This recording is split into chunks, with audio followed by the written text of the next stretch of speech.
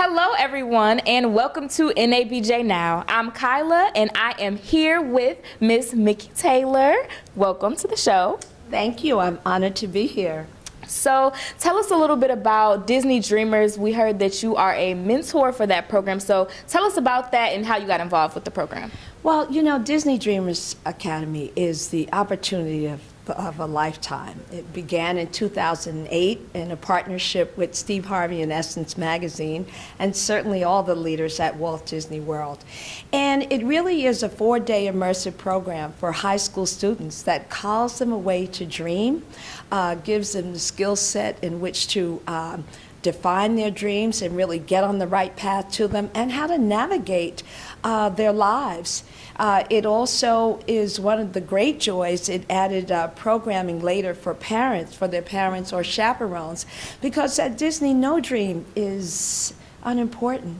Absolutely. So I began certainly through my work with Essence Magazine, and certainly my life's purpose as certainly a speaker, author, journalist myself, in pouring to the lives of black women and ultimately young girls. So it was, I guess you could say it was a journey that I was on my way to throughout my career.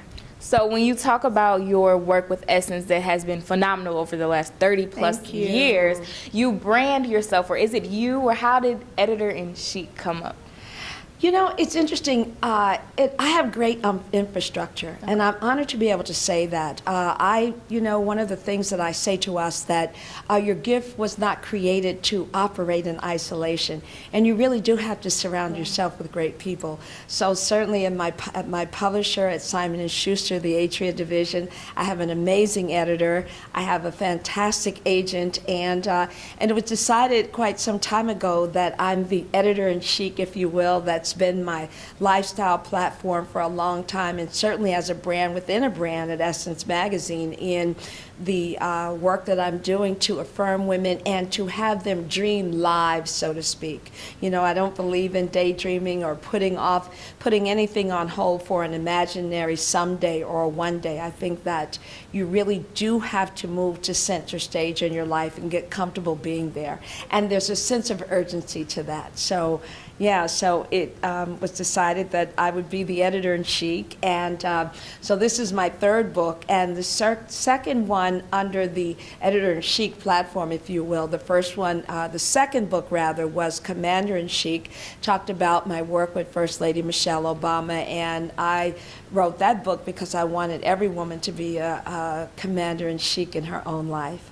So yeah, and you know, journalism has certainly changed so much, and there's so many portals through which to use your voice. And that's one of the exciting things for me, is that, you know, I certainly get to use it through the books that I author, through podcasts, through webinars, certainly on the main stages of America, and through bloggers and what have you. But, you know, the real notion of communication, and certainly for us being the griots of our time, to really tell the story, to tell our narrative and to take ownership of it, I think that's very important. When you talk about the Commander-in-Chic, what advice would you give to the black girl or the black woman who doesn't feel like she has that in her? She has low self-esteem, and, you know, how do you navigate against that? I think that you really do have to get still, and you have to behold the truth of who you are. I think part of the problem is, in many ways, experts are saying that social media has caused us to devalue ourselves. Definitely. By comparing ourselves to others whose seemingly perfect life on social media makes many of us feel as though we don't have it going on. I think that one of the experts in my book, certainly Lisa Nichols, a true motivator, says that she quoted Theodore Roosevelt, who said that comparison is the thief of all joy. And I think we have to stop comparing ourselves. We have to recognize that each of us is divine inspired, unique, unprecedented. That is a big way of saying that nothing and no one like us exists in the entire universe. Right. And that it's important that we know our value, because as I say in the book, self-perception colors your life. It defines your life code, your love code, your beauty code, how you see yourself, who you surround yourself with. And so if your self-value acknowledgement factor is on low, then you have to get stopped. You have to get still, rather, and take stock. You know, do that SWOT analysis. What are my strengths? What are my weaknesses, my opportunities, and my perceived threats? You know, certainly half the things we worry about, they never happen. Right. Looking at others' lives on social media and allowing it to devalue ours is just, you know, that is not going to cause us to thrive. That's the antithesis of that, and we should be thriving at this period in our history. Right. Thank you so much for that advice. So all you ladies out there, just know that you are wonderful. You are fearfully and wonderfully made.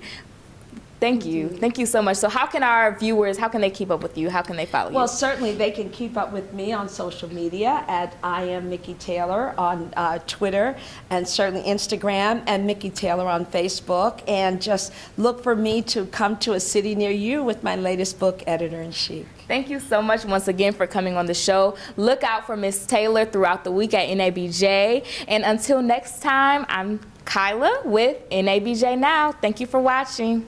Thank you. Thank you.